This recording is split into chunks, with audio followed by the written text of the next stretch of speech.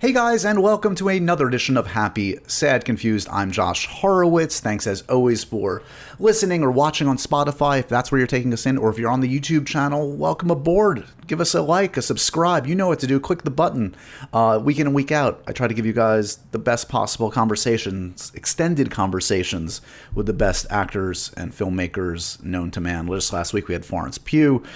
This week it's Jodie Comer. Doesn't get better than Jodie Comer. She's, of course, the star of Killing Eve, coming off that remarkable run, and she's about to start this Broadway run in this great new play, a one-woman play that earned her all the accolades in London, and justifiably so. It's called Prima Facie? Prima Facie? I say it like that because I'm not sure of the correct pronunciation. I've heard it a few different ways. Bottom line, great show, well worth your time. It's going to sell out in New York. So if you're in the area, do your best, try to check it out. This conversation is fantastic. We taped it live at Symphony Space in New York City, and it was an electric evening. Her fans are phenomenal. They're great. They're passionate. Of course, we covered Killing Eve. This is a special one for a number of reasons. This is really her first extended conversation, maybe any conversation, public conversation she's had about the end of Killing Eve. Yes, that controversial ending. She finally weighs in on what she thought about Villanelle's fate. Stay tuned for that. Plus, for the first time, you got Jodie Comer talking about all those big rumors. Is she Sue Storm in Fantastic Four? Would she want to play that role? Is she in the new Blade Runner series? Plus, we talk about The Bike Riders, her upcoming movie with Austin Butler and Tom Hardy and Michael Shannon, Mike Feist. We talk about the upcoming film she shot with Benedict Cumberbatch, a series she's developing, and her entire career. So this was a blast. I know you guys are going to enjoy it. I should say also what you're going to see, as I said, is a live event. You're going to feel that energy in the room. You're also going to hear me reference a great cause that we were supporting. This was for a fundraiser, really, for my mom's organization called Harlem-is.org. Check it out.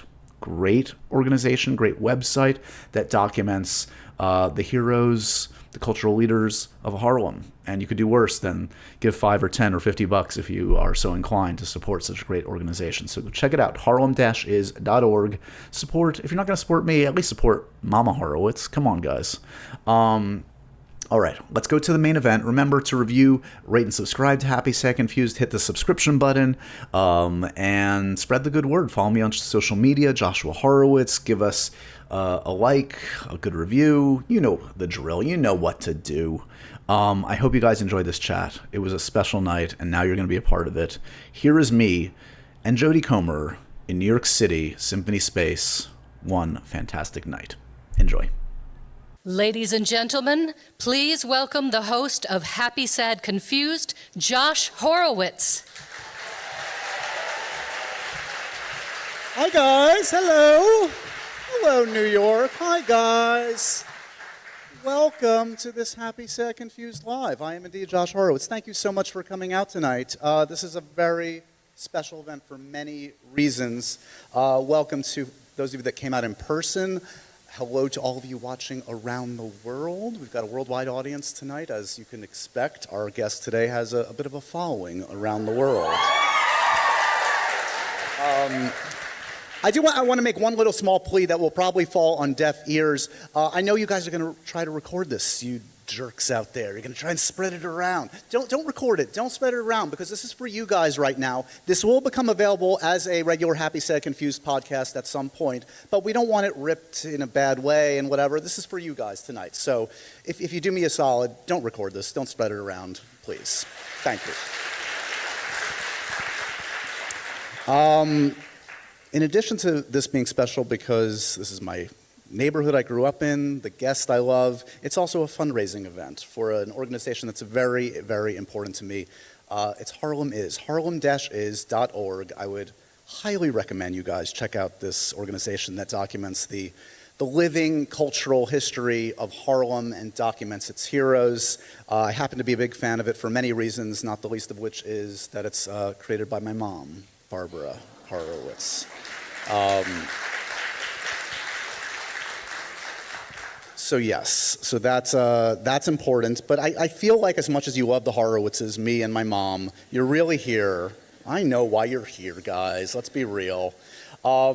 My guest tonight is one of my favorite human beings and also one of the greatest actors living on the planet Earth right now.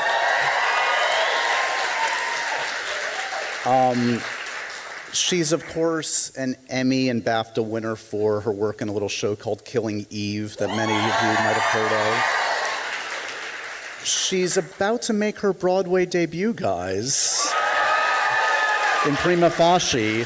I would highly recommend you get tickets to Prima Facie immediately if you haven't already, because these tickets are going to go quickly. It's an amazing piece of work. We're going to talk about that.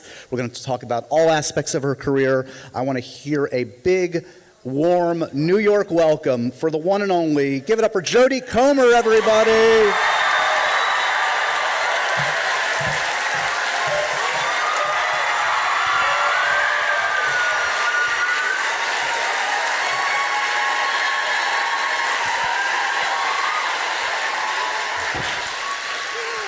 Thank you so much.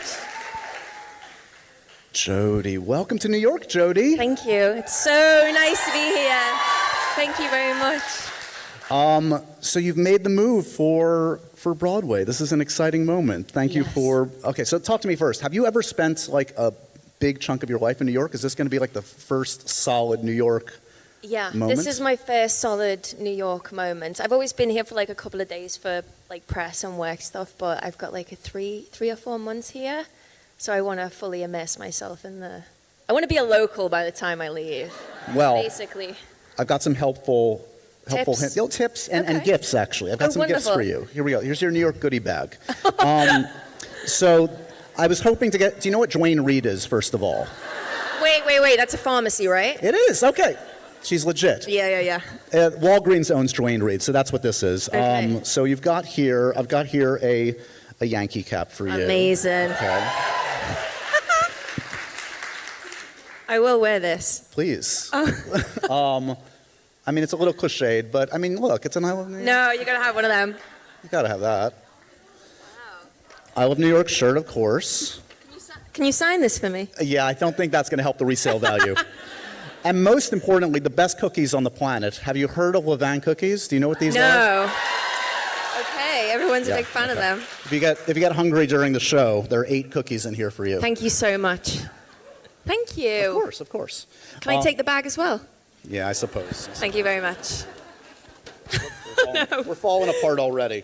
So did you visit the States much as a kid? Like, what was your first understanding? Like, what was your perception of what the United States and New York was growing up in Liverpool? I don't know, but I remember when I first got to LA, I must have been pressed for Killing Eve, and I'd never really been to America before, and I felt like I was in a video game. Like, I remember the yellow school buses, and there was a lemonade stand in someone's front garden, and there was a Taco Bell, which made me think of Mean Girls. So I was like, wow, it's real. Like, it's real. The movies are real. Yeah. So that was very kind of surreal and sensory. I mean, it's just so big. Everything is so big. Yeah, but you must have spent a fair amount of time in London growing up. London's pretty damn big in its own right, no? Yeah. Big-ish. Ish. Have you spent more time watching Seinfeld, Sex and the City? What's your pop culture perception of New York?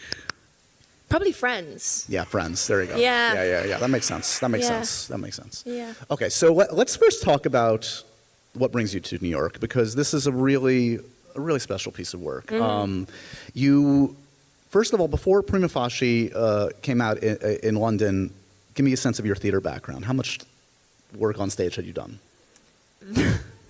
Very little. Very, very little. I'd done a play in Scarborough in the Stephen Joseph Theatre when I was like 16, and that was theatre in the round. And that was my first kind of experience of theatre, and I loved it. And I didn't do anything anymore after that. Not because I didn't want to, but my experience generally auditioning for theatre roles was, I hadn't been to drama school, so a lot of people felt like I wasn't experienced enough, or, didn't have a certain level of knowledge or understanding of what the kind of undertaking was. So it was very, very limited. I mean, I loved going to theatre. I was like such a big musical theatre fan. Like when I was younger, I used to say to my mum, I'm like, when I'm 18, I'm going to move to London and I'm going to do a 3 years musical theatre course, and then you can come and watch me on the West End. You know, that was what I wanted. Yeah. And then I grew a bit and I lost my rhythm and I'm all a bit long, and then dancing kind of fell by the wayside. But yeah, and then, you know, after kind of a lot of rejection, in that sense, I thought, you know what, hopefully, I felt that one day I would meet a director or a group of creatives who wouldn't see it as a hindrance. And I was just so fortunate that when I met Justin Martin, the director of Prima Facie, and James Bierman and Susie Miller, who wrote the piece, like, they were just like, gosh, anything you need, like, we will help you. You need movement classes, voice work, anything. Like, it, you know, they made that accessible to me. Now, for those that don't know much about this production, you're really diving into the deep end here. This is just you on stage for, 90 minutes, 100 minutes. It's a roller coaster of a show. It's about Tessa, who is I'd like to hear you tell me. Tell me a little bit about the journey that she goes on in this, and what resonated with you when you read the material for the first time. Yeah, so Tessa is a criminal defence barrister. She's from a working class background. She's from Liverpool. Whoop, whoop. She's hugely successful, you know, is very confident in what she does, and really believes in what she does. And she is often having to defend men in sexual assault cases. And during the play, she herself is a victim of sexual assault, and she ends up in the courtroom in the witness stand. And, you know, the story kind of explores how her world is turned upside down because everything she's kind of committed her life to is called into question. So, yeah. Did this come, obviously you had done a much different kind of a thing that deals with some thematics that are similar to The Last Duel, which obviously also deals with sexual assault and in a different time period, but also, you know, shows how some things have not changed, unfortunately, in terms of the way the women are judged and listened to or not listened to. Did one experience bleed into another? Did you find anything from The Last Duel that applied or helped in your approach to this? Do you know, they felt so different. Because usually I would sometimes feel if I've like explored something before, I'd be more inclined to be like, oh, well, you know, I've done that and how can I make it different? But the play felt so unique in a sense of like, I felt what was so powerful about the piece and about Tessa's story was that it was all told from her perspective. You know, she had so much control over the storytelling, and there was something about that I felt was so different to The Last Duel. You know, of course, the theme is and the problem is still very much the same, but the execution and the way in which the story was told was very, very different. How do you, I don't know, maintain a sense of self and happiness going through this journey every night? Because it's like it's an emotional journey, and I'm sure it's very rewarding. I mean, you really connect with an audience in a meaningful way by the end, but it also must put you through the ringer, I would imagine, emotionally. Yeah, well, we would like, as soon as I come off stage, I have we basically play music. It's like, oh, and then we're like, oh, you know, it's gonna be okay. Yeah, it's gonna be. So music is a big thing for us backstage, you know, and I am on stage alone, but there is like an army of predominantly women, you know, backstage who are all kind of holding me up and making the show work, and also, you know, making this play what it is. And there was such a camaraderie and kind of sisterhood backstage. So it was always just about, like, you know, music. I think music's a good thing for that. It must also, like, I don't know, spoil you for future projects, because, like, the connection, again, that you must feel in that moment, night after night, must be something that probably the rest of your career, I would imagine you're going to chase. Like, how do I get back to that feeling? Yeah, and I also, you know, I'd done theatre before, but it was a very long time ago, and I remember we hadn't performed in front of an audience yet. It was the first preview. The dress rehearsal went so bad. I was like, oh no, this is not good. This is a bad idea. What have I done? Yeah. But it was the first preview, and I can't really actually remember that performance at all. It was almost like someone was just kind of carrying me around the stage. But I do remember one moment near, towards the end of the play, and I won't say too much for people who haven't been to see it yet, but Tessa speaks very directly to the audience, and the lights come up a little bit, and I remember hearing, actually makes me emotional thinking about it, like responses from women when they were watching the play. Yeah.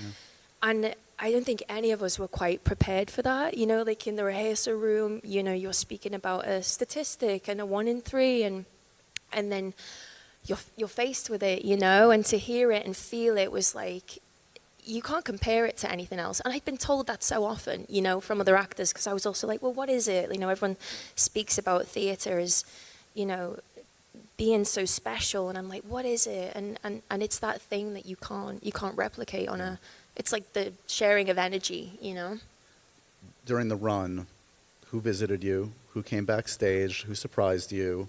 Were there moments you're like, oh my God, you were in the audience? Yeah. I don't really like to know, because if it just freaks me out a little bit. Tom Jones came. And all I was thinking was, oh my God, sex bomb, I'm a sex bomb. He was wonderful. I very fortunately met Dawn French, who's like an icon. I'd convinced myself one night, as I was acting, I thought I seen Elton John with his heart. I was convinced I seen heart-shaped glasses. And I was on stage, and in my head, I'm like saying my lines, and I'm like, oh my God, this Elton John, he's got his heart-shaped glasses on. And it wasn't him. No. So yeah. You'll be visited by Elton this time around. Hopefully, yeah. We'll see. You recently, a belated happy birthday, Jodie. Thank you. Thank you.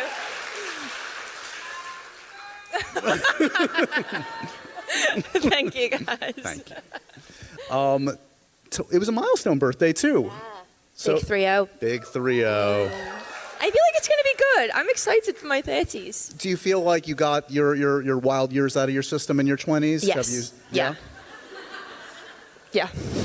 At what age were you the biggest hot mess? Like, where were you the messiest in your life? Oh God, it ranges from, it's like 17 to 21. Oh wow, for 4 years. Oh yeah. Yeah. But I'm glad. I know. I'm kind of grateful that they're out the way, because I do think, I always think, wow, I wonder if you don't get them out the way when you're younger, they're just down the road. Right. You know what I mean? No, that's true. They're coming. It's sadder if it happens. Yeah. What about later. you? When were your wild years? Mine were actually a little younger even. Okay. I skipped a lot of school in my teen years, yeah. But I didn't do anything cool. I didn't hang out with anybody or do anything. I wasn't smoking cigarettes. I was what were you doing? Going to the movies. I was obviously. Of course. Yeah. Of course. What were you doing? Oh God. Staying out way too late. Yeah. So let's go all the way back. Okay, we talked about the hot mess years, but growing up, what would friends and family have said about young Jodie? Was she an extrovert? Was it all destined to be? Are people surprised about where you are based on who you were as a kid? I think I was definitely extroverted. We recently watched some baby videos at home, and I was like, wow, it's pretty all there. Clear. Yeah. Yep. Lots of song and dance and impressions, and me, my mom will be videoing my brother, and I'm like, it's just room just for trying to one get more? in. Yeah. I'm like, so there's a lot of that. So I think I was always vying for attention in some way. Did you mentioned being into musicals, posters in the bedroom as a kid? Do you remember bands posters. You were obsessed with, actors you were obsessed with?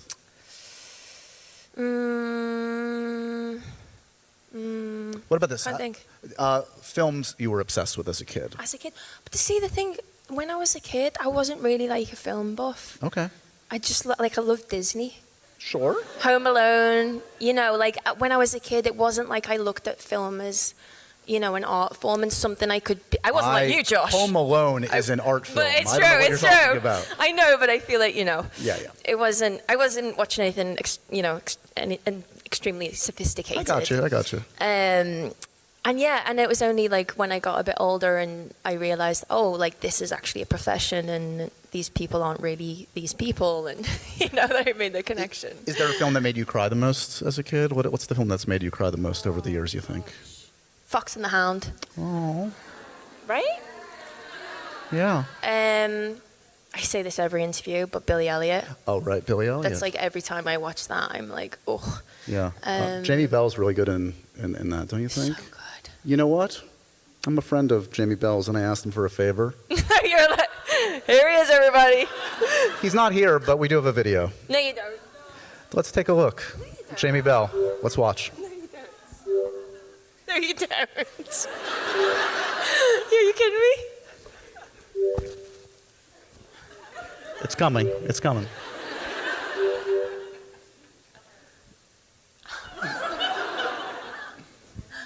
You all right, Jodie?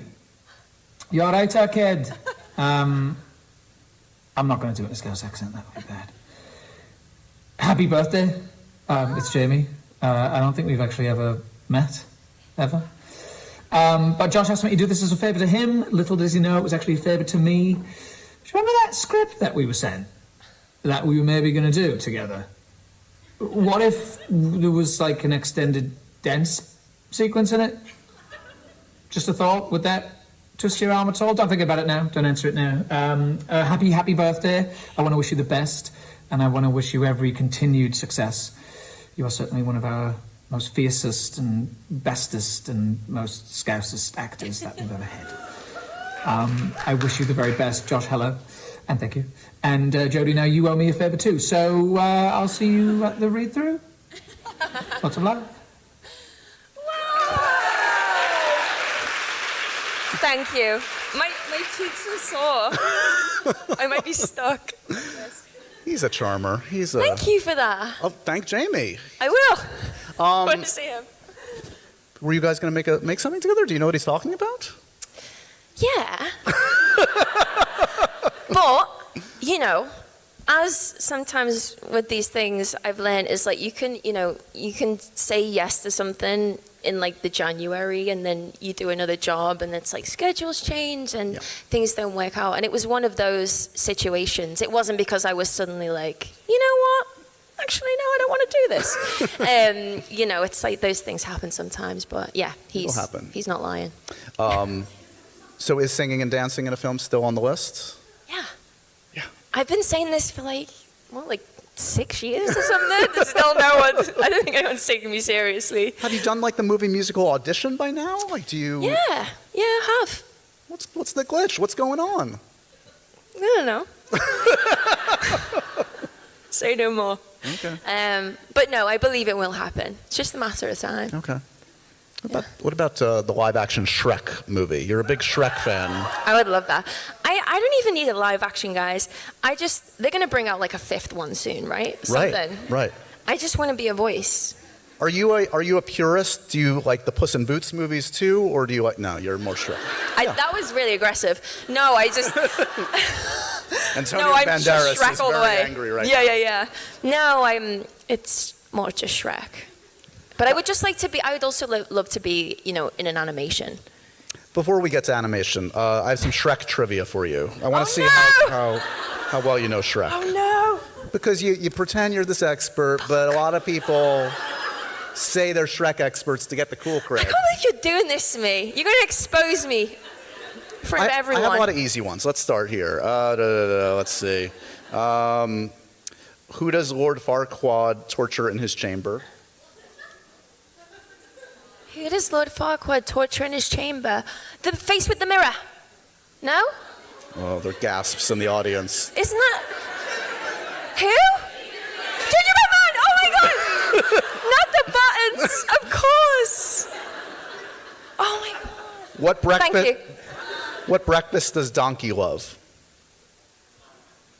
Josh.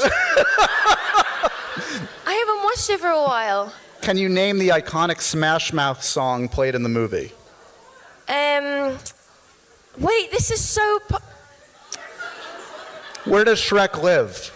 In the swamp! She did it! She got it! Yeah! Wait, what is it? Somebody once told me the world.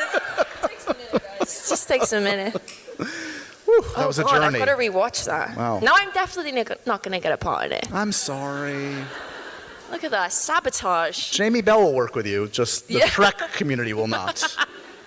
Hey guys, I want to talk to you about one of our sponsors this week on Happy, Sad, Confused. It's ZocDoc. And this is an important one because when I feel a health issue coming on and I'm looking up my symptoms online, I go down the social media rabbit hole, I just get more confused than I was at the start. There are better ways, though, guys, to get the answers you want and the care you deserve from actual trusted professionals and not just random people on the internet. ZocDoc helps you find expert doctors and medical professionals that specialize in the care you need and deliver the type of experience you want. ZocDoc is the only free app that lets you find and book doctors who are patient-reviewed, take your insurance, are available when you need them, and treat almost every condition under the sun. So there's no more doctor roulette, scouring the internet for questionable reviews. With ZocDoc, you have an actual trusted guide to connect you to your favorite doctor you haven't met yet. And millions of people are using ZocDoc's free app right now to find and book a doctor in their neighborhood who's patient reviewed and fits their needs and schedule just right. So go to ZocDoc.com/happysad and download the ZocDoc app for free. Then find and book a top-rated doctor today. Many are available within 24 hours. That's ZocDoc, ZocDoc.com/happysad, ZocDoc.com/happysad. So, okay, when the work started to come, did you find you were immediately comfortable in front of a camera? Was there a learning curve, or did it feel, for whatever reason, this feels where I'm supposed to be? I feel like it always felt like where I was supposed to be, strangely. I never felt intimidated by it, you know? And I think I was actually pretty, as we all are, I think, when you know, especially when you're younger, you're just so fearless. So yeah, it always just felt like comfortable. Have you skipped by that inevitable imposter syndrome that comes at a certain point? Like, do you have moments of self-doubt? Yeah. And does it happen before or during or after the work? It's kind of, it's weird, you know. I'm trying to be a bit better about it. I think sometimes you can't help it, but actually more recently I've been catching myself in it and like having a word with myself. Because like I did a film with Jeff Nichols before Christmas called Bike Riders, and yes, he's incredible. And I just remember having so much fear and being so nervous. And I remember one day we were doing a scene and I was like, Jeff, can I speak to you? And he's like, yeah. And I'm like, I'm really scared. He's like, me too, it's fine. You know, and there was just like a moment of honesty, but it's, I'm trying to get better at like stepping into my own power, you know? Yeah. It's like, there comes a point where you have to just own the fact that, you know, you are where you are because you deserve to be there, and you work hard and you're generally a good person, like, you know, and accept it. Yeah, but it's tricky. It's hard. So, we obviously don't have time to go into every aspect of your career, but I feel like we should give a little love to this show that some of you might have seen, Killing Eve. Yes. Okay, so you get the job, you get on set. Are the vibes immediately different for whatever reason from the top down, from Sandra, from Phoebe? Did you sense from day one that this, whether it's going to turn out great or not, it's a different kind of a production? Yeah, completely. I mean, I felt that when I read the script. I remember being sent the first episode, and I'd obviously watched Fleabag and was just like, okay, well, Phoebe Waller-Bridge is the best thing ever.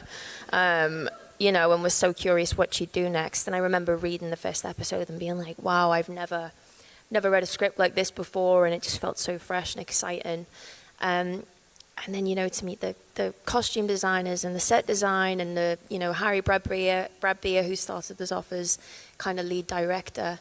And then getting to set, it just felt very new, and it also felt like you couldn't put it into any sort of box, right. You know, and that can also sometimes be a little terrifying because I feel like everyone wants to put something in a box.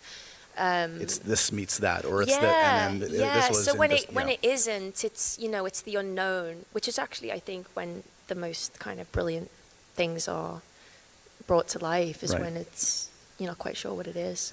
And then, of course, it's the reception happens. Yeah. And that's a whole nother thing. I mean, it could have been rewarding in its own right, and then it comes and goes, and it's a season and whatever. Yeah.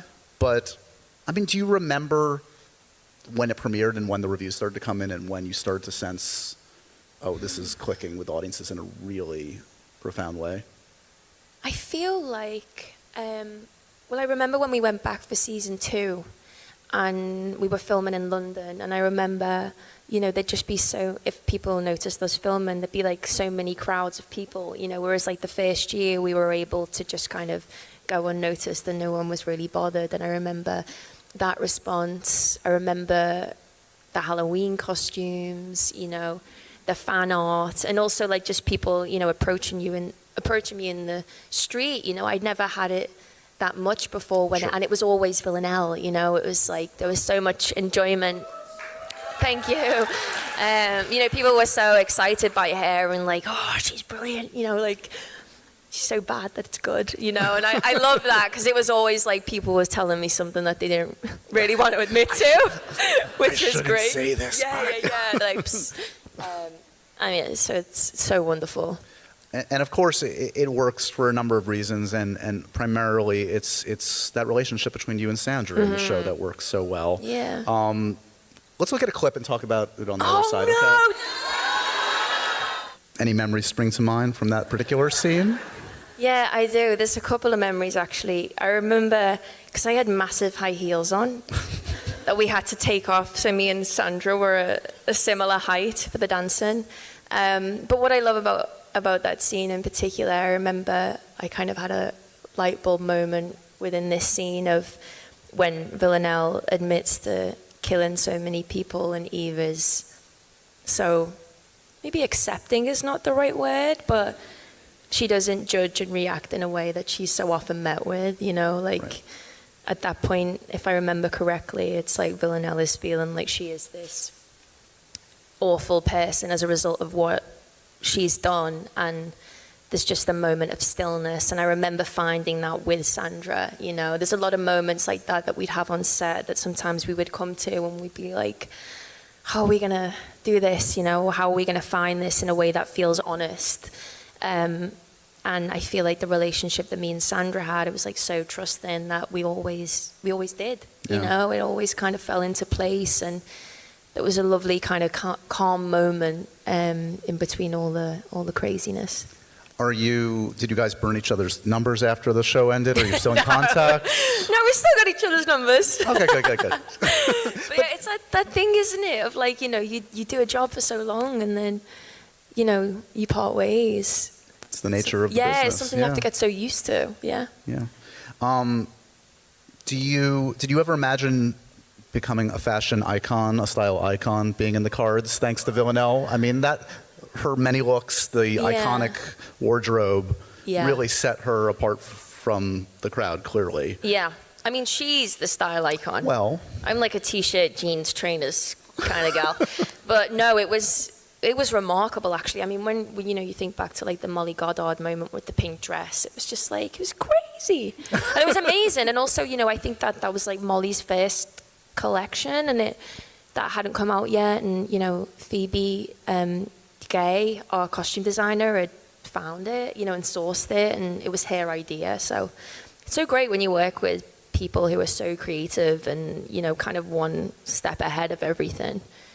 It's been a while since you murdered someone on camera. Do you miss it? Do you feel...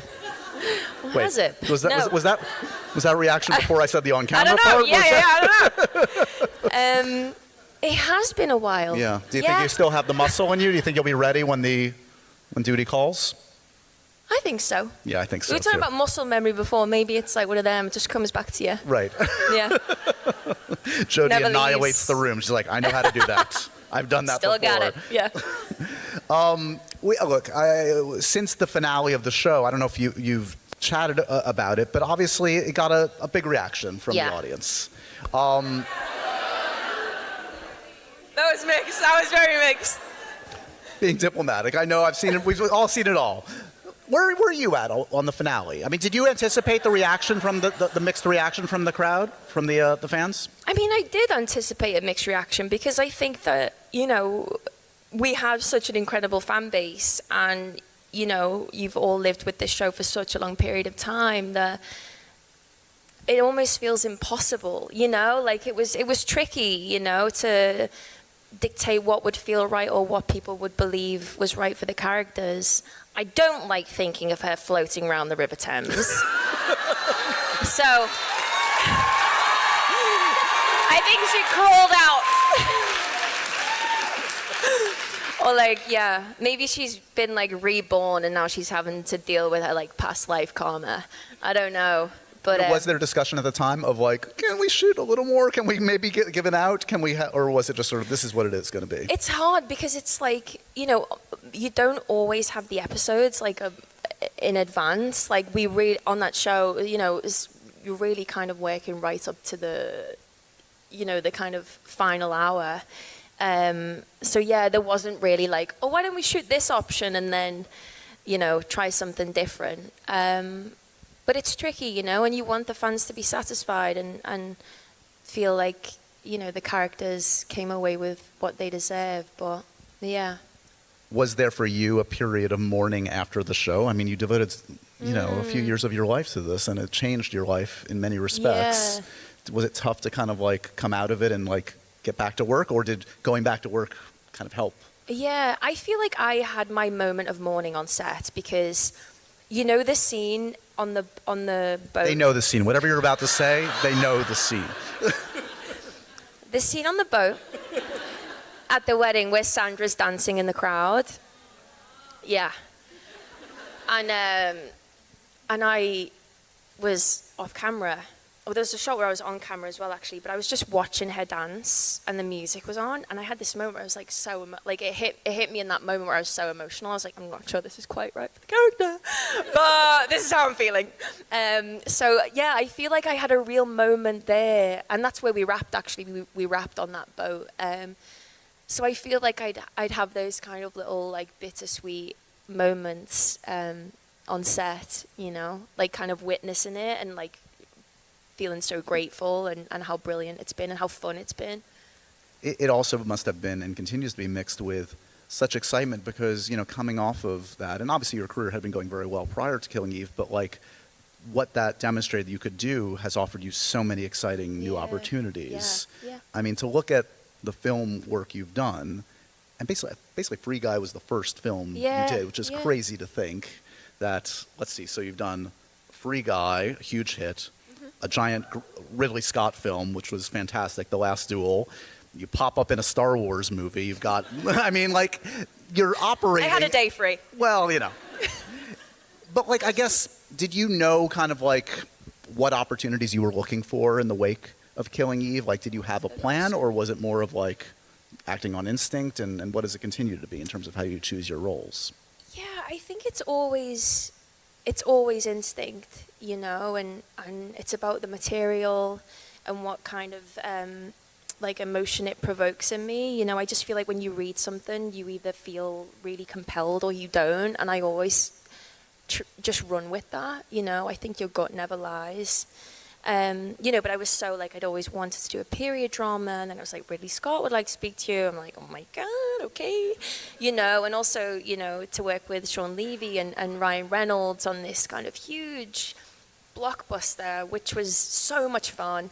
And actually, I think the perfect introduction to film, because I was, you know, done a lot of television, and you know, I feel like I remember someone saying to me once, "Oh, you know, don't do too much telly, because you know then you'll be a TV actress and you won't do film." And I think something about that stuck in my head. And of course, it's not true at all. And there's such a crossover now between those two worlds. But I feel like Free Guy was a very kind of nurturing and fun and playful way to kind of step into the film world. Yeah, I mean, if you're going to work on that scale, surround yourself with like nice, decent, cool people. Solid people. Yeah. Has Mariah Carey ever gotten back to you on your performance? Have you gotten the review? No, I haven't asked. I remember when they were like, "We want you to sing this." I'm like, "What?" It's a Mariah Carey song. But it was fun. It was fun. We recorded it in LA in, no, I can't remember the name of it. Like in a studio? That very famous studio in LA, okay. Yeah. I remember when I was speaking to you, I think prior to doing The Last Duel, you admitted to me that you'd never seen Good Will Hunting. Did I? Yeah. Do you know what? I watched that for the first time in Boston. When I got to Boston for Free Guy, I was like, I'm going to watch Good Will Hunting. It feels like the place to watch it. I should see what all the hullabaloo is about, right? And then obviously I worked with Matt, and he has this like most incredible anecdote about the film with Robin Williams when he talks about his wife farting in her sleep. Yeah. It's so good. He improv'd it apparently, and you can actually see the camera guy like shaking because they were all laughing so much. Amazing. What do you? I mean, look, I love The Last Duel. It is a great production, one of Ridley's best films, which is saying a lot, I think. And to work opposite Adam Driver, who's kind of the best thing going. Yeah. I mean, talk to me a little bit about what that set felt like. I mean, Ridley's sets are so visceral. They're not. He's not working on green screen. You're there. No. I mean, it's remarkable, you know, that every set looks like a painting, and the way in which he works is like you get to set, and the cameras are, you know, set, the lighting is set, like everything is ready for you to go. You know, it's incredibly immersive, and he more often than not films with like 4 or 5 cameras, so it feels like theater in a way, in a sense of like it's very live, and there's no like, oh, I'm gonna wait and hold my act in for when the camera comes and turns around on me. Not that, you know, that's what you do generally. Yeah. I'm gonna give them nothing until it turns around. When is it my turn, guys? You know, but it just forces everyone to be super present. And the locations were incredible. And just the scope of it was huge, you know. And I felt I didn't have imposter syndrome on that, strangely. Great. I felt ready. Yeah, I felt ready. I felt confident. Yeah. And then we come to, I know you're a huge Star Wars fan. Yeah. Well, I was a Shrek fan, apparently. So you're Rey's mom, for those that don't know. That's her name. Still doesn't have a name. Still no name. No. Have you met Daisy Ridley, your daughter? I did on the day. Yeah. Very briefly. It was actually their last day filming. And me and Billy, we were just in there for one day, like one afternoon. It was very surreal, you know. We were kind of like ushered in, and everyone was like about to wrap and was, you know, like, getting ready to go. And we're like, so it was very quick. But again, like to be in a studio and God, see the prosthetics and the makeup, and again, just like the art that goes into creating a film like that was so cool. But did you give up your Star Wars eligibility card for just like a little one-day cameo, Jodie? Was this the right move? I don't know. I don't know. We'll see. Okay. Did you ever see the movie? Do you think I made a mistake? No. No, the Shrek thing might I'm have been a mistake. going to think about this all night now. I'm going to be like, oh my God. I do want to mention more recent work that was kind of a full circle moment, I would imagine for some reasons, was Help, which was a production. Oh, thank you. It's a great piece of work and also a full circle moment, because I know Stephen Graham was important in your life, wasn't he? Yeah, Stephen introduced me to my agent, Jane Epstein, who I'm with now. I did like a little job with him in Liverpool when I was I think I was 17. And he, long story short, he basically very kindly introduced me to Jane. And it was on signing with Jane, really, that I was then kind of in, you know, different rooms and auditioning for different things. And that's when things kind of started to pick up. And he's incredibly generous. You know, I'm not the only person he's kind of taken under his wing in that way. And he's such a huge supporter of, you know, unknown talent and giving people opportunity. So I owe a lot to him. And for this specific production, which of course a pandemic era thematic film, and one that was demanding and intense, and I believe there's like a 26-minute unbroken shot in there. Which, I mean, as an actor, is that exciting for you? To immerse yourself and be like, I'm gonna get to play through this. It was, and I remember because when we started filming it, we'd just gone into like the 3rd lockdown in the UK, and it'd just been announced, and we were like, we don't know if we're going to be able to shoot, you know. And Mark Munden, our director, he really loves rehearsal, and up until that point, I was always, and Stephen's was the same, you know. We were very much like, just leave it to the moment, you know. What will happen will happen. And, you know, I was always kind of against rehearsal in a way, probably because I'd never really done a lot of it. And that was so invaluable, you know, like for those moments where you're doing like a, you know, 15-minute take, and it's like choreography, you know, and you want to make sure that you're on your mark for the DOP and the sound up, you know, it's like, you all have to kind of work as a team, but it was incredibly rewarding, you know, when you get those moments. And I think it really creates an energy within the film, you know. It's like you don't get a moment to stop, and neither does she. And it's almost, that's the same with Prima Facie, you know. I think she isn't able to come up for air, and neither is the audience, you know, until that final moment. So it's like they're kind of experiencing what she is in a way. You have a very busy upcoming schedule. You've shot a couple very exciting projects. There's some other things that you might be doing. So I want to ask you about a couple of these. You're working with some of my favorite human beings. Benedict Cumberbatch. Yes. You've worked with. Yeah. On The End We Start From. Yeah. Mm-hmm. Which again sounds like a pretty intense piece of work based on a book. Yeah. Are you producing this one? You're producing a bunch of things yeah, right now. Yeah. So. Yeah, thank you. It's great. It's such a luxury, you know, to be able to be a part of like the creative. Sorry, guys, I keep like putting my back to you. I'm so sorry. You know, to be able to be a part of the creative process so early on, you know, and be a part of those conversations, and also listen to other people's opinions. I more often than not, like, you know, sit on Zooms and people will bring up, you know, thoughts, and I'm like, oh yeah, that's actually a really good thought. I didn't think of that. You know, you learn a lot. I would imagine also a part of producing is helping foster environments that you want to be a part of. I mean, you've probably, you know, in your career, you've seen the good, the bad, and the ugly of how sets are run. Yeah. And you want to create something that is good for everybody. Definitely. But I think more often than not, no, my experience has been good in regards to how sets are run. Yeah. Yeah.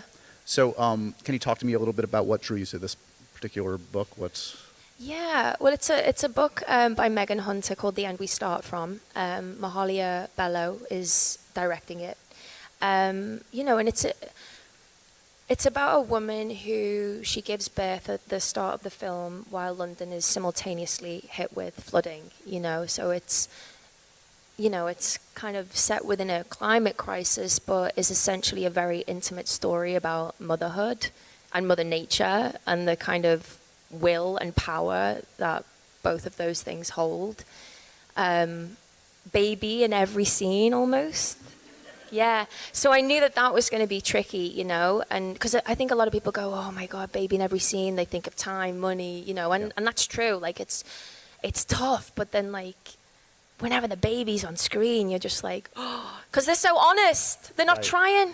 They're not trying. We're going to have to be or real because that baby is real. Yeah, like, you know, even when you act with small children. And I had a moment on Bike Riders with Jeff, and I was like, you're not even going to want to be on me. Like, when you turn around and see what this kid's doing, it's like, because it's so real. And there was, you know, when I spoke to Mahalia, you know, she really wanted to depict motherhood in an honest way, and she was really passionate about that. And I found that really interesting, and I was a big fan of her. So yeah. I'm also just excited because I feel like you are the two arguably greatest chameleon actors. Benedict can do every voice, every impression, every accent, and we know from your work you're no slouch in that department either. I try. Did you ever do an impression off, an accent off with Benedict? No. Because if not, then I'm going to stage it on the press tour. Okay. Okay. The Bike Riders. We were talking backstage about this because this is my group of people. Come on, Michael Shannon, Austin Butler, the great Tom Hardy, Jeff Nichols is directing. Mike Feist. Come on. Damon Harriman, Norman Reedus. So this is 1960s. This is a biker club in the Midwest. Yeah, a motorcycle group in the Midwest, and the film spans over a decade. And the film essentially follows, you know, the members throughout those decades, and what starts off as quite an intimate, relatively innocent group becomes very much like a gang culture and things get out of hand. But I play Kathy, who I love very, very dearly, and she's a member of the group through her husband, Benny. And what I loved about her was like she's such a fantastic storyteller. You know, I had it's based on a book of photographs from Danny Lyons. And so I had images of her. And I fell in love with her, and then Jeff was like, I have 30 minutes of audio of wow. interviews with her. And she's just a fantastic storyteller, and her voice was so particular, so I've really tried to get as close to it as I possibly could. So yeah. So here comes the toughest part of the conversation, stuff you haven't shot yet. Big Swiss. Yes. Yeah. I can't really say anything about that, other than if you haven't got the book already, you should definitely get the book. It's in development, you're trying. Yeah, it's super early, but I basically, very fortunately, like, unplanned, had a bit of time before I started the play, and I got sent the book as a PDF. And I started reading it, and I was like, cannot put it down. And then, yeah, there was like a huge bidding war. And we got it. Okay. But it's in development, it's early stages, don't want to jinx. No casting yet, nothing no to speak of. casting, Okay. very early, but incredible book, yeah. You can probably say a lot about, are you a big Marvel fan, by the way, Jodie? No. I think I know where this is going. Are you familiar with the Fantastic Four, Jodie Comer? I am now, after the last year. Heard of this lady named Sue Storm? Yes, I have. Have you ever met Kevin Feige or spoken to Kevin Feige, Jodie Comer? No. Okay. No, guys, I don't know anything about it. I feel like when I say this, people are like, okay. It's like you can't win either way. You can't win. No. Would it be of interest? Is that potentially dipping your toe into that world, committing to that kind of long-term? I think never say never, but like right now, no. Okay. But I think never say never, right? I think as I said before, like usually when you finish one project, you then want to try something very different. So I don't know, maybe. So it's not going to be announced like next week, and then I'm going to realize that you were lying to my I've been face. lying to you. Okay. Imagine my actor. You'd be like, wow, her acting is that good. She is good. She really is the real deal. One more rumor going around. Oh, God. No, serious. Blade Runner. There is a Blade Runner TV series. Do you know anything about this? Guys, you have to realize, these people just make this stuff up. I'm not kidding. I'm not joking. You've heard this rumor, though, right? Blade Runner 2099. Yeah, because people ask me, but honestly, I don't know anything about it. Okay. That would combine two of my great loves, Blade sorry. Runner and Jodie Comer. I know, I hate to disappoint. Okay. It's I early go? yet. You should do it. No, you should do that. Skip the Shrek stuff and do Blade Runner. You be my new agent. Yeah. No, that's a recipe for disaster. All right, let's do some. We got a ton of questions from you guys. We're going to do some of your questions, okay? Let's see what happens. What is your favorite way to decompress after working on projects with such heavy subject matter? You mentioned music. Yeah, music, a good hot bath, a holiday, if I can. I went away with my mum, which was really beautiful. So a bit of quality time with family. But yeah, mainly a bath, honestly. Okay. Yeah. This is a tough one. Emmeline wants to know who's your favorite character you've ever played and why. Is it always the most recent character? I feel like that's what actors often say to me, like the one they just finished playing. Yeah. I mean, I feel like I'm in this, really kind of special moment with Tessa right now. And, it's interesting because obviously I got to revisit Villanelle. And I feel like I've grown so much as a woman, actually, since the first run in London in the Harold Pinter. So I'm so interested as to how she now evolves with me. Yeah. You know what I mean? Not that I'm going to change anything drastic, but it's just interesting. You're at a different point in your life, and yeah. Favorite part about New York City so far? Favorite part about New York City? Just basically following all the dogs around. So if you see me following you, I'm sorry, but I'm obsessed with how attractive New York dogs are. They're like Yeah. We were speaking about I was this showing her before. some of the photos of my dog, obviously. Yeah, we were having a dog chat. So I think, that's been my, without sounding weird. I mean, better to follow the dogs than the people. Yeah, Yeah, although I'm now realizing that it's probably not a good thing to do. Probably phase that one out. If you could play any role previously played by someone else, what role would it be and why? Oh, God. None. I feel like everyone, when you watch something, everything Then it's is ingrained. so... It is what it is. Yeah, it's tricky. I I don't know if Okay, I have an that's answer okay. to that one. Similarly, magic wand, you can have your dream role tomorrow. What would it be? I guess we talk musicals, but is there a specific... See, these are the tough ones. Mine were easy. Pardon? Mine were easy, my questions. These are the tough I ones. know, God, guys. You can pass, it's okay. Oh, sorry. Favorite part of the job? What's the favorite? Is it before? Is it the research? Is it actually being in the moment on set? Being in the moment. Yeah. Yeah, because I think, I think that's like, more oftentimes than not the moment where you actually surrender.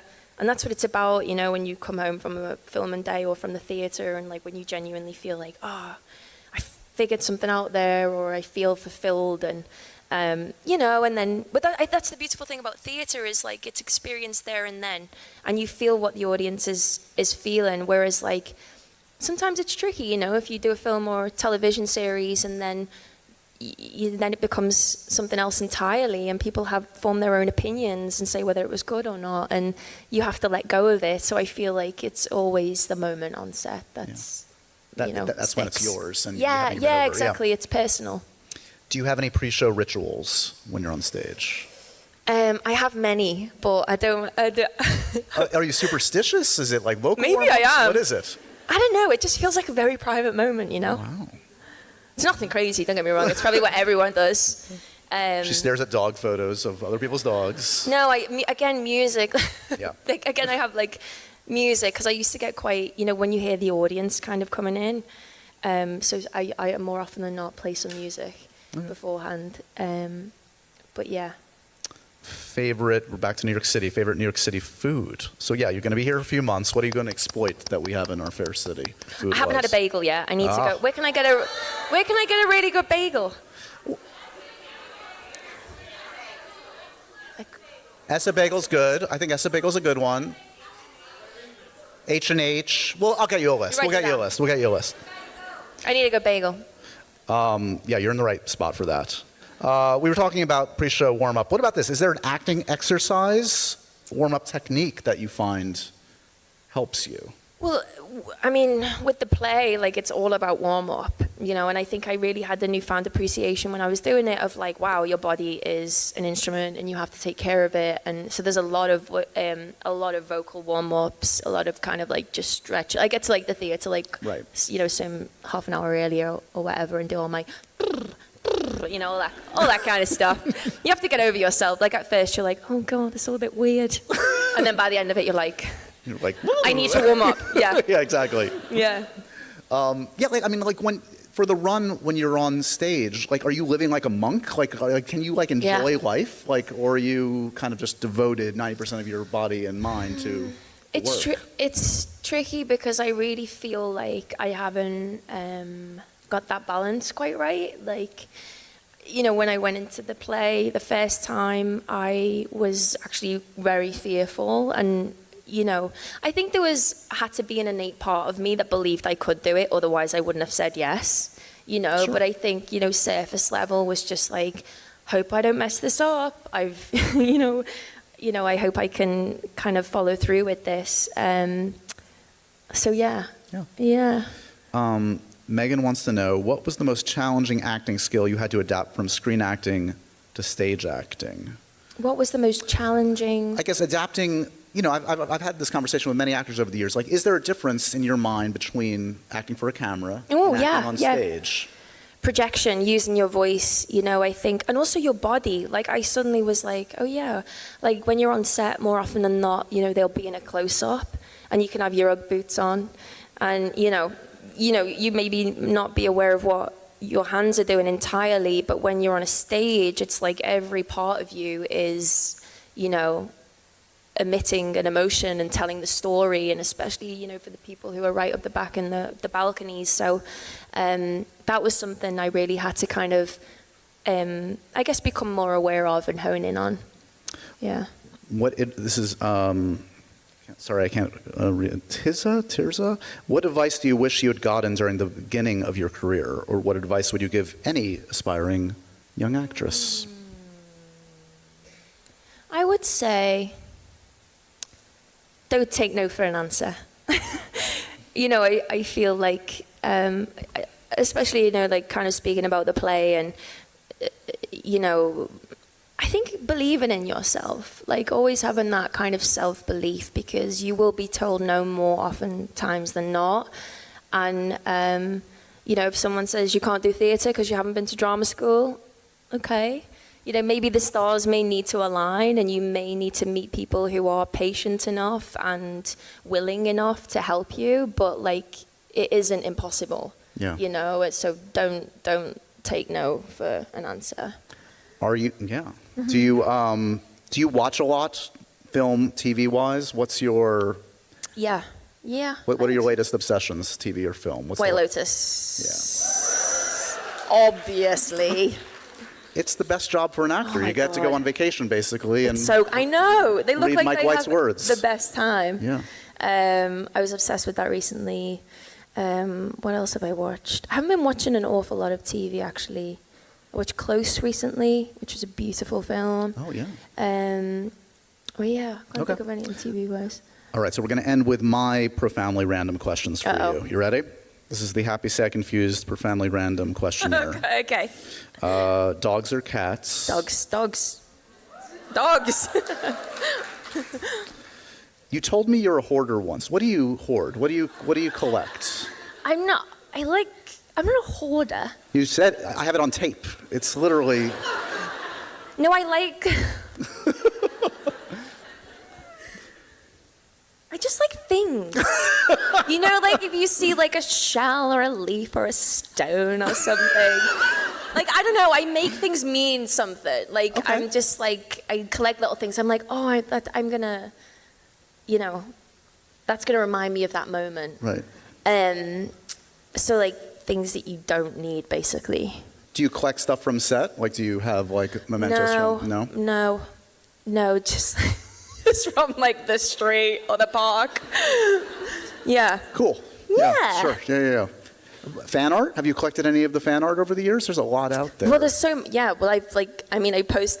I first got Instagram as well with the show, like I posted so many because they're just so brilliant. Yeah. I mean, it's incredible. Like also some of the stuff that I get sent to sign, it's just, my dad loves it actually. Really? Yeah, my dad often sends me links. He's like, have you seen this? So my dad's a big fan. What's the wallpaper on your phone? Clouds.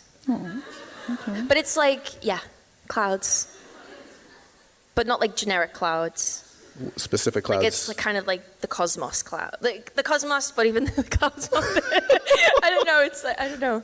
Okay. It's all, you're in a safe space. It's okay. What's your favorite adult beverage? Depends on the mood, really. Okay. You're what? Happy and want to celebrate. Margarita. Okay. Gin and tonic. Okay. Pint of beer. All at once. So, back to back. Just one of those hats with the cups on the side. You're classy that way. Yeah. Harry Potter or Lord of the Rings? Harry Potter, I think. Yeah. Don't ask me Harry Potter questions. And here's the trivia. No. Such a poser. Would you ever skydive? Yes. I would actually. All my family did it earlier this year. I couldn't for filming, but they all did it, and they sent me the pictures, and some of them are hilarious, but also like I'd never seen them look so alive. I was like, I have to do this. Yeah. But I've not done it yet. Tattoos, yes or no? On myself or other people? Yeah, do you want to tattoo me? No. No, I don't have any. I'm not interested. There's not a dream tattoo that's one day. Oh, no. Okay. No. What's the worst note you can get from a director? Not that this has ever happened, but I always imagine if it's like, could you just do better? Would be brutal. But you know what is a good note? Like I said this to Jeff as well when playing Kathy on Bike Riders, because she is very quite eccentric in a sense of she says exactly what she thinks, and also just the tone of her voice and the way in which she speaks. I thought, there's a danger of doing too much with this, So and I was very aware of that, and I trusted Jeff so much, and I remember saying to him, just tell me if I'm, if I'm doing too much. So sometimes if a director comes in and goes, just do less, and you're like, You're like, got it. Oh, less, okay. So that can be the worst, but is the best note you can get, actually, I think. Okay. Yeah. Do you have any pet peeves on set? Like what? Lateness. Yeah. People showing up late. Yeah. She was early today, so just so you know. I was so early. You were. What app do you check too much? God. Instagram. Spotify. Love Spotify. Okay. Not that I check that, but I'm on it. But I'm on it a lot. It's got to be Instagram, hasn't it? Yeah. Yeah. In the spirit of happy, sad, confused, who's an actor that makes you happy? An actor that makes me happy. I feel like whenever I watch Woody Harrelson, I'm always like, I always go, He seems happy, yeah, so like it's infectious. It's infectious. Jamie Bell. There you go. Your new best friend. Yeah. We touched on this earlier, but movie that makes you sad. You had said that it was Fox and the Hound, I guess. Mm-hmm. Okay. And finally, what's the food that makes you confused? It's not really a food, it's a condiment. Continue. Wasabi. Whoa. Is it the spice? Okay. That was personal for a lot of people. Yeah, I'm a little upset. I'm a little sad. It's like a lot. It is a lot. That's the point. But even like the tiniest bit is too much. I know. It's awesome that way. Yeah. I think that's what I'm most confused by. Okay. I'm not. Yeah. Okay. But yeah, like cream cheese and sour cream, you're fine with that. Yeah, kind of fine. Okay. Fine. How do you feel about beans? I'm fine with beans. I don't like beets. I'm not into beets. Oh, beets. Anywho, okay. Well, I feel Jodie, like I'm going delirious. Do you? Yeah, I think so too. No adult beverages tonight. But this felt like a psychiatric session in some ways. We cracked her wide open for you guys. I feel like I mangled the name, but I thought I had heard it pronounced differently. Give me the correct pronunciation of the play. Well, you can say it a multitude of ways. Yeah. I say prima facie. Then I'm going to say prima facie. Yeah. On YouTube, though, there's an actual video that I searched before it got announced. I was like, I have to get this pronunciation right. And it's like a 2-minute video of like 200 people saying it every different way. So you say however you want to say it, No, Josh. I'm saying it your way. Prima facie. Previews begin in just a couple weeks. It's a limited run. Yeah. Thank you so much. Thank you. I haven't seen it live. I will be front and center because I can tell already just even seeing it. Not right at the front, though. No, I'm going to be right front and center with a hat with the beer and the margarita on it with a big thumbs up. That won't be distracting. No, but it's a truly special piece of work, and hopefully you guys, if you have the opportunity, get your tickets now because I'm sure it's going to sell out. A couple thank yous and notes before we end this great night. I do want to just encourage you guys. Look, again, Jodie said such an immediate yes when I asked her for this favor to help raise money for my mom's organization. By the way, my mom is here tonight. What's your mum's name? What's that? What's your mum's name? Barbara. This is, Jodie, you should know, my mom has not been in person to any of my events yet. This is the one she came out for. I feel honored. I feel honored. So check out harlem-is.org if you're feeling generous. Make another contribution. But thank you all so much for coming out and supporting that great organization tonight. I want to thank Symphony Space. They put on amazing events. Check out the schedule. They've got a great spring coming up. I want to thank Ricky Weiss and Lauren Bradshaw for helping me prepare for this ginormous, confusing human being that I had to get ready for. I want to thank the fans around the world. I want to thank the fans that came out in New York tonight. And most importantly, I want to thank our new New Yorker. Hopefully she'll stay a while. Give it up one more time for the one and only Jodie Comer.